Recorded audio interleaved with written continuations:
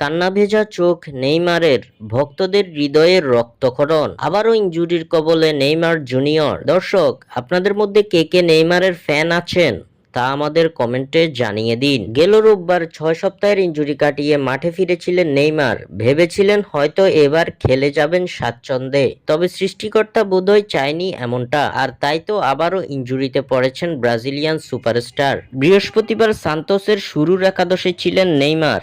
ভেবেছিলেন ম্যাচের পুরোটা সময় আধিপত্য করে যাবেন প্রতিপক্ষের বিপক্ষে, কিন্তু অভাগা নেইমারের কপালে বোধহয় সেই সুখ আর আসবে না। সেই পুরাতন বাঁ পায়ের উরুর মাংসপেশির ইনজুরিতে মাঠ ছাড়তে হলো নেইমারকে। অ্যাটলেটিকো মিনেইরোর বিপক্ষে ম্যাচটা নেইমারের জন্য হতে পারত উপলক্ষের। সান্তোসের ঘরের মাঠ ভিলা বেলমিরোতে নিজের শততম ম্যাচ খেলতে নেমেছিলেন ব্রাজিলিয়ান এই সুপারস্টার। 27 মিনিটের মধ্যে 2 গোল দিয়েও বসে তার দল, তবে এরপরেই বাধে বিপত্তি। প্রথমে বেঞ্চের দিকে তাকিয়ে বদলির ইঙ্গিত দেয়া, এরপর মাটিতে বসে যাওয়া। নেইমার শেষ পর্যন্ত মাঠ ছেড়েছেন কার্টে চেপে। হেঁটে যাওয়া সম্ভব হয়নি তার পক্ষে। 5 দিনের ব্যবধানে পুরাতন ইনজুরি ফিরে আসার ধাক্কাটা হয়তো মেনে নিতে পারেননি নেইমার নিজেও, যে কারণে কার্টে করে উঠে যাওয়ার সময় দেখা গেল কান্নায় ভেঙে পড়া নেইমারকে।